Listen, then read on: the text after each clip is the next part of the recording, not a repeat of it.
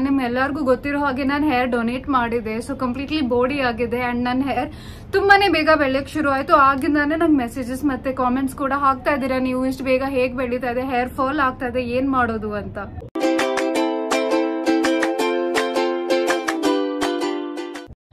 ಎಲ್ರಿಗೂ ಇವತ್ತಿನ ವಿಡಿಯೋಲಿ ನಾನು ನನ್ನ ಹೇರ್ ಕೇರ್ ರೂಟೀನ್ ಶೇರ್ ಮಾಡ್ತೀನಿ. So let's go. ಮೊದಲನೇದಾಗಿ ನೀವು ಯಾವುದೇ ರೀತಿ ಹೇರ್ ಕೇರ್ ಶುರು ಮಾಡೋ ಮುಂಚೆ ನಿಮ್ ಹೇರ್ ಟೈಪ್ ನ ತಿಳ್ಕೋಬೇಕು.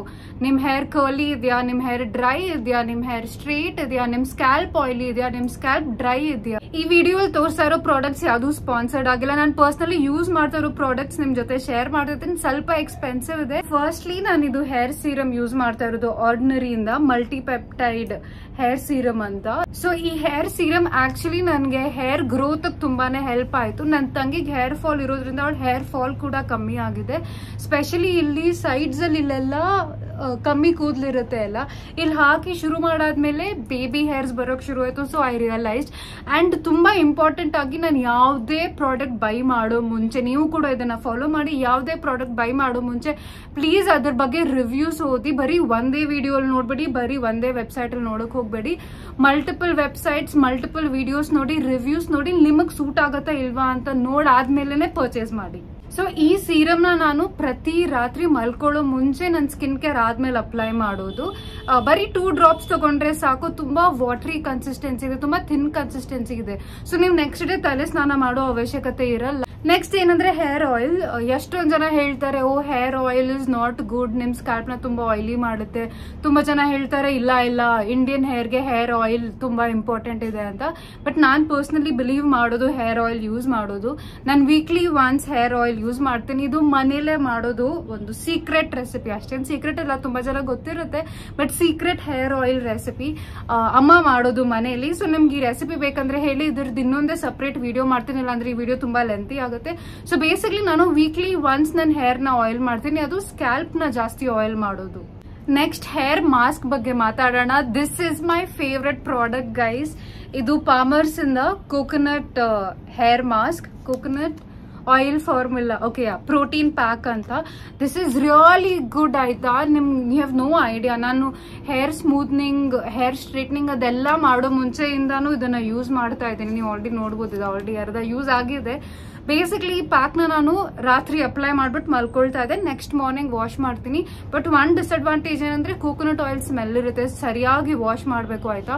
ನಿಮ್ ಹೇರ್ ಸ್ಪೆಷಲಿ ತುಂಬಾ ರಫ್ ಆಗಿದೆ, ಟೆಕ್ಸ್ಚರ್ಡ್ ಆಗಿದೆ ಅಂದ್ರೆ this is the best. Curly ಹೇರ್ಗೆ ಕೂಡ ತುಂಬಾ ಚೆನ್ನಾಗಿದೆ. ನನಗೆ ಇದು ಯಾಕೆ ತುಂಬಾ ಉಪಯೋಗ ಆಯ್ತು ಅಂದ್ರೆ ನಾನು ಹೇರ್ ಕಲರ್ ಮಾಡಿದೀನಿ. ಹೇರ್ ಕಲರ್ ಮಾಡ್ತಾ ನೀವು ಬ್ಲೀಚ್ ಯೂಸ್ ಮಾಡಿಲ್ಲ ಅಂದ್ರೂ ಹೇರ್ ತುಂಬಾನೇ ಡ್ರೈ ಆಗುತ್ತೆ. ಸ್ಪೆಷಲಿ ಈ ಕೆಳಗಡೆ ಇರೋ ಎಂಡ್ಸ್ ಡ್ರೈ ಆಗುತ್ತೆ, ಸ್ಪ್ಲಿಟ್ ಎಂಡ್ಸ್ ಎಲ್ಲ ಜಾಸ್ತಿ ಆಗುತ್ತೆ. ಸೊ ಅದಕ್ಕೆ ಇದು ತುಂಬಾನೇ ಹೆಲ್ಪ್ ಆಗುತ್ತೆ. ಇದು ಐಡಿಯಲಿ ವೀಕ್ಲಿ ಒನ್ಸ್ ಯೂಸ್ ಮಾಡಿದ್ರೆ ತುಂಬಾ ಚೆನ್ನಾಗಿ ರಿಸಲ್ಟ್ ಕೊಡುತ್ತೆ. ಬಟ್ ನಾನು ಟೈಮ್ ಸಿಕ್ದಾಗ ಯೂಸ್ ಮಾಡೋದು. But this is my favourite. ನೀವು ಇದು ಆಲ್ರೆಡಿ ಯೂಸ್ ಮಾಡಿದ್ದೀರಾ ಅಂದ್ರೆ ನಿಮ್ ಎಕ್ಸ್ಪೀರಿಯನ್ಸ್ ಹೇಗಿದೆ ಅಂತ ಪ್ಲೀಸ್ ಕಮೆಂಟ್ ಸೆಕ್ಷನ್ ಅಲ್ಲಿ ಹೇಳಿ. ಸೊ ನನ್ನ ಹೇರ್ ಪ್ರಾಬ್ಲಮ್ ಏನಂದ್ರೆ ನನ್ನ ಸ್ಕ್ಯಾಲ್ಪ್ ಆಯಿಲಿ ಇದೆ, ಇಲ್ಲಿ ಕೆಳಗಡೆ ಎಲ್ಲ ತುಂಬಾನೇ ಡ್ರೈ ಆಗುತ್ತೆ ಪದೇ ಕಲರ್ ಮಾಡಿಸ್ತಾ ಇರೋದ್ರಿಂದ. ಸೊ ನನಗೆ ಡಿಫ್ರೆಂಟ್ ಕಾಂಬಿನೇಷನ್ ಬೇಕು. ಅದಕ್ಕೆ ನಾನು 2 ರೀತಿ ಶಾಂಪೂ ಯೂಸ್ ಮಾಡ್ತೀನಿ. ಫಸ್ಟ್ ಒನ್ ಇಸ್ ಇದು ವೆಲಾ ಇಂದ. ಇದು ಡ್ಯಾಂಡ್ರಫ್ ಗೋಸ್ಕರ ಯೂಸ್ ಮಾಡ್ತೀನಿ. ಯಾಕಂದ್ರೆ ನನ್ನ ಸ್ಕ್ಯಾಲ್ಪ್ ತುಂಬಾನೇ ಗಲೀಜ್ ಆಗುತ್ತೆ ಬೇಗ, and then full dandruff and dirt and everything. So ಇದು ಬರೀ ಸ್ಕ್ಯಾಲ್ಪ್ ಮಾತ್ರ ಯೂಸ್ ಮಾಡೋದು, ಕೂದಲ್ಗೆ ಇದು ಯೂಸ್ ಮಾಡಲ್ಲ. ಯಾಕಂದ್ರೆ ಕೂದಲು ತುಂಬಾ ಡ್ರೈ ಆಗುತ್ತೆ. ಇದು ತುಂಬಾ ಎಫೆಕ್ಟಿವ್ ಆಗಿದೆ.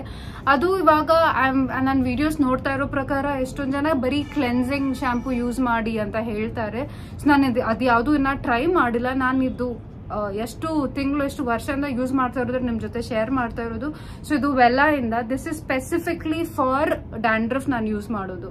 ಇವಾಗೆಲ್ಲ ತೋರಿಸಿರೋ ಪ್ರಾಡಕ್ಟ್ ಗಿಂತ ನೆಕ್ಸ್ಟ್ ಪ್ರಾಡಕ್ಟ್ ತುಂಬಾನೇ ಎಕ್ಸ್ಪೆನ್ಸಿವ್ ಇದೆ, but it's worth the investment. Okay, so next product ಏನಂದ್ರೆ ಓಲಾಪ್ಲೆಕ್ಸ್ ಇಂದ ನಂಬರ್ 4 ಬಾಂಡ್ ಮೇಂಟೆನೆನ್ಸ್ ಶಾಂಪೂ. ಇದು ನಾನು ಹೇರ್ ಕಲರ್ ಮಾಡಾದ್ಮೇಲಿಂದ ಯೂಸ್ ಮಾಡಕ್ ಶುರು ಮಾಡಿದ್ದೀನಿ. ಇದು ನನ್ನ ಸೆಕೆಂಡ್ ಬಾಟಲ್ ಆಯ್ತಾ. It's done wonders to my hair. It's just so crazy. ಎಷ್ಟು ಡಿಫ್ರೆನ್ಸ್ ಕಾಣುತ್ತೆ. ಏನಂದ್ರೆ ಇವಾಗ ನಾವು ಒಂದು ಹೇರ್ ಟ್ರೀಟ್ಮೆಂಟ್ ಮಾಡಿಸ್ಕೊಳ್ತೀವಿ ಅನ್ಕೊಳ್ಳಿ, ಸ್ಟ್ರೇಟ್ನಿಂಗ್ ಆಗಿರ್ಲಿ, ಸ್ಮೂತ್ನಿಂಗ್ ಆಗಿರ್ಲಿ, ಬೋಟಾಕ್ಸ್ ಆಗಿರ್ಲಿ, ಏನೋ ಒಂದು ಹೇರ್ ಟ್ರೀಟ್ಮೆಂಟ್ ಆದ್ಮೇಲೆ ಅದನ್ನ ಮೇಂಟೈನ್ ಮಾಡ್ಕೊಂಡು ಹೋಗಿಲ್ಲ ಅಂದ್ರೆ ತುಂಬಾ ಗಲೀಜಾಗಿ ಕೂದಲು ಕಾಣಕ್ ಶುರು ಆಗುತ್ತೆ, ಪರ್ಕೆ ತರ. ನನ್ಗೂ ಆಗಿದೆ, like it's so bad and so embarrassed. ನನ್ಗೂ ಆ ತರ ಕೂದಲು ಇತ್ತು. ಸೊ ದೆನ್ ಐ ರಿಯಲೈಸ್ಡ್ ಇಲ್ಲ, ಒಂದ್ಸತಿ ಟ್ರೀಟ್ಮೆಂಟ್ ಮಾಡಾದ್ಮೇಲೆ ಮೇಂಟೈನ್ ಮಾಡ್ಕೊಂಡು ಹೋಗ್ಬೇಕು. ಸೊ ಅದಕ್ಕೋಸ್ಕರ ನಾನು ತುಂಬಾ ರಿಸರ್ಚ್ ಮಾಡಿ ಈ ಶಾಂಪೂನ ತಗೊಂಡಿದ್ದೀನಿ. Olaplex bond maintenance shampoo number 4. You can see already ಎಷ್ಟು ಯೂಸ್ ಮಾಡಿದ್ದೀನಿ. ಅಂಡ್ ಇದ್ರ ಜೊತೆ Olaplex number 5 bond maintenance conditioner. So ನಾನು ಶಾಂಪೂ ಮಾಡಾದ್ಮೇಲೆ ಕಂಡೀಷನರ್ ಹಾಕಿ 2 minutes ಬಿಟ್ಬಿಟ್ಟು ಹೇರ್ ವಾಶ್ ಮಾಡ್ತೀನಿ. And amazing results. ಆಕ್ಚುಲಿ ನಿಜ ಹೇಳ್ಬೇಕಂದ್ರೆ ನಾನು ಇನ್ನೊಂದಿದೆ ಒಲಾಪ್ಲೆಕ್ಸ್ ನಂಬರ್ 3 ಅಂತ. ಸೊ ಅದು ಶಾಂಪೂ ಮಾಡೋ ಮುಂಚೆ ಅಂದ್ರೆ ಸ್ನಾನ ಮಾಡೋ ಮುಂಚೆ ಅಪ್ಲೈ ಮಾಡಿ 30 minutes ಬಿಡ್ಬೇಕಂತೆ. ಇದು ಆಲ್ರೆಡಿ ತುಂಬಾ ಎಕ್ಸ್ಪೆನ್ಸಿವ್ ಆಗಿದೆ. ಫಸ್ಟ್ ಇದನ್ನ ಯೂಸ್ ಮಾಡಿ ನೋಡೋಣ ಅಂತ ವೇಟ್ ಮಾಡ್ತಾ ಇದೆ. ಎನಿವೇಸ್ ಐ ಥಿಂಕ್ ನಾನು ನೆಕ್ಸ್ಟ್ ಮನಿ ದುಡ್ಡು ಸೇವ್ ಮಾಡಾದ್ಮೇಲೆ ಅದನ್ನ ಬೈ ಮಾಡ್ತೀನಿ. But I love these products. ನೀವು ನೋಡ್ಬೋದು ನಾನು ಆಲ್ರೆಡಿ ಎಷ್ಟು ಯೂಸ್ ಮಾಡಿದೀನಿ ಅಂತ. ಇದು ಎಕ್ಸ್ಪೆನ್ಸಿವ್ ಆಗಿದೆ. 1 ಬಾಟಲ್ 1700, 1 ಬಾಟಲ್ 1700 rupees ಇದೆ ಇದು. But it's worth it guys. ಈಗ ಹೇರ್ ಡ್ರೈಯಿಂಗ್ ಬಗ್ಗೆ ಮಾತಾಡೋಣ. ನಾನು ಮುಂಚೆ ಹೇರ್ ಡ್ರೈಯರ್ ಯೂಸ್ ಮಾಡ್ತಾ ಇದ್ದೆ, ಅಥವಾ ಒದ್ದೆ ಕೂದಲಿದ್ದವಾಗೇನೆ ಫುಲ್ ಬಾಚ್ಬಿಡ್ತಾ ಇದೆ. ಬಟ್ ಇವಾಗ ಮಾಡ್ತಾ ಇಲ್ಲ, ಯಾಕಂದ್ರೆ ನಿಮ್ ಹೇರ್ ವೆಟ್ ಇದ್ದಾಗ ನೀವು ಕೂದಲನ್ನ ಬಾಚಿದ್ರೆ ಈಸಿಲಿ ಬ್ರೇಕ್ ಆಗೋ ಚಾನ್ಸಸ್ ಇರುತ್ತೆ. ಮತ್ತೆ ಹೇರ್ ಡ್ರೈಯರ್ ಅಂತೂ ಯೂಸ್ ಮಾಡೋದು ಕಂಪ್ಲೀಟ್ಲಿ ನಿಲ್ಸ್ಬಿಟ್ಟಿದ್ದೀನಿ, ಹಾಗೆ ಒಣಗಕ್ ಬಿಡ್ತೀನಿ. ಐ ಅಂಡರ್ಸ್ಟ್ಯಾಂಡ್, ಇವಾಗ ನನ್ನ ಕೂದಲು ಶಾರ್ಟ್ ಇದೆ, ಸೊ ಇದು ಅಷ್ಟೊಂದು ಕಷ್ಟ ಆಗಲ್ಲ. ಬಟ್ ನಿಮಗ್ ತುಂಬಾ ಉದ್ದ ಕೂದಲಿದೆ ಅಂದ್ರೆ ಡ್ರೈ ಮಾಡೋದು ತುಂಬಾ ಇಂಪಾರ್ಟೆಂಟ್ ಆಗುತ್ತೆ. ಸೊ ನನಗೆ ಉದ್ದ ಕೂದಲಿದ್ದಾಗ ನಾನು ಏನ್ ಮಾಡ್ತಾ ಇದ್ದೆ ಅಂದ್ರೆ ಚಿಕ್ಕ ಟವಲ್ ತಗೊಳ್ತಾ ಇದೆ. ಟವಲ್ ತಗೊಂಡು ಸ್ಲೋಲಿ ಹಿಂಗೆ ಪಾರ್ಟಿಷನ್ ಮಾಡಿ ಇಲ್ಲಿ ವೈಪ್ ಮಾಡೋದು, ಇಲ್ಲಿ ವೈಪ್ ಮಾಡೋದು, ಆ ತರ ಲೇಯರ್ ವೈಸ್ ವೈಪ್ ಮಾಡ್ತಾ ಇದೆ. ಮತ್ತೆ ಇಲ್ಲಿ ಮಿಕ್ಕಿದಿರೋ ಕೂದಲ್ಗೆ ಟವಲ್ ತಗೊಂಡು ಹಿಂಗೆ ಪ್ರೆಸ್ ಮಾಡ್ತಾ ಇದೆ. ಹಿಂಗ್ ಜೋರಾಗಿ ರಬ್ ಮಾಡ್ತಾ ಇರ್ಲಿಲ್ಲ, ಬಿಕಾಸ್ ಅದು ನಿಮ್ ಹೇರ್ ಟೆಕ್ಸ್ಚರ್ಗೋಸ್ಕರ ಮ್ಯಾಟರ್ ಆಗುತ್ತೆ. ಐನೋ ಇದು ಸ್ಮಾಲ್ ಟಿಪ್ಸ್ ನೀವು ಕಂಟಿನ್ಯೂಸ್ಲಿ ಪ್ರಾಕ್ಟೀಸ್ ಮಾಡ್ತಾ ಹೋದ್ರೆ in the long run you can see the changes. ಒಂದೇ ಸತಿ ಮಾಡ್ಬಿಟ್ಟು ಏನು ಚೇಂಜಸ್ ಇಲ್ಲ ಅಂತ ಅನ್ಕೋಬೇಡಿ. ನಾನು ಹೇಳ್ಕೊಂಡ್ ಬರ್ತಾ ಇರೋದು, ಸ್ಕಿನ್ ಕೇರ್ ಆಗಿರ್ಲಿ, ಹೇರ್ ಕೇರ್ ಆಗಿರ್ಲಿ, ನಿಮ್ಗೆ ಪೇಷನ್ಸ್ ಬೇಕು. ಕನ್ಸಿಸ್ಟೆಂಟ್ಲಿ ಮಾಡಿ and you can see wonderful results. So hair ಡ್ರೈಯಿಂಗ್ಗೋಸ್ಕರ ನಾನು ಹಾಗೆ ಬಿಟ್ಬಿಡ್ತೀನಿ. ಏರ್ ಡ್ರೈ ಮಾಡೋಕ್ಕಂತ ನಾನು ಹೋಗ್ಬಿಟ್ಟು ಜಾಸ್ತಿ ರಬ್ ಮಾಡೋದು ಅಥವಾ ಡ್ರೈಯರ್ ಯೂಸ್ ಮಾಡೋದು ಎಲ್ಲ ನಿಲ್ಸ್ಬಿಟ್ಟಿದ್ದೀನಿ. ಅಂಡ್ ಮುಂಚೆ ನಾನು ಸ್ಟ್ರೇಟ್ನರ್ ಕೂಡ ಯೂಸ್ ಮಾಡ್ತಾ ಇದ್ದೆ, ಇವಾಗ ಆಲ್ಮೋಸ್ಟ್ ನೆಗ್ಲಿಜಿಬಲ್. ತುಂಬಾ ಏನಾದ್ರೂ ಇಂಪಾರ್ಟೆಂಟ್ ಇದ್ರೆ, ಏನಾದ್ರೂ ಇವೆಂಟ್ ಇದ್ರೆ ಕರ್ಲರ್ ಅಥವಾ ಸ್ಟ್ರೇಟ್ನರ್ ಯೂಸ್ ಮಾಡೋದು. ಅಂಡ್ ಇನ್ನ ತುಂಬಾ ಮುಖ್ಯವಾದ ವಿಷಯ ಏನಂದ್ರೆ, ನೀವು ಹೇರ್ ಕರ್ಲರ್ ಅಥವಾ ಸ್ಟ್ರೇಟ್ನರ್ ಯೂಸ್ ಮಾಡೋ ಮುಂಚೆ ಪ್ಲೀಸ್ ಹೇರ್ ಪ್ರೊಟೆಕ್ಟೆಂಟ್ ಸೀರಮ್ ಅನ್ನೋದು ಬರುತ್ತೆ, ಅದನ್ನ ಯೂಸ್ ಮಾಡಿ. ನೀವು ಇವಾಗ ಸೀರಮ್ ಯೂಸ್ ಮಾಡ್ದಂಗೆ ಸ್ಟ್ರೇಟ್ನರ್ ಅಥವಾ ಕರ್ಲರ್ ಯೂಸ್ ಮಾಡಿದ್ರೆ ನಿಮಗೆ ಅದರದ್ದು ಎಫೆಕ್ಟ್ಸ್ ಗೊತ್ತಾಗಲ್ಲ. ಬಟ್ ಬರ್ತಾ ಗೊತ್ತಾಗುತ್ತೆ, ಹೇರ್ ತುಂಬಾ ಡ್ರೈ ಆಗುತ್ತೆ, ಈಸಿಲಿ ಬ್ರೇಕ್ ಆಗುತ್ತೆ, ಹೇರ್ ಫಾಲ್ ಕೂಡ ಆಗುತ್ತೆ.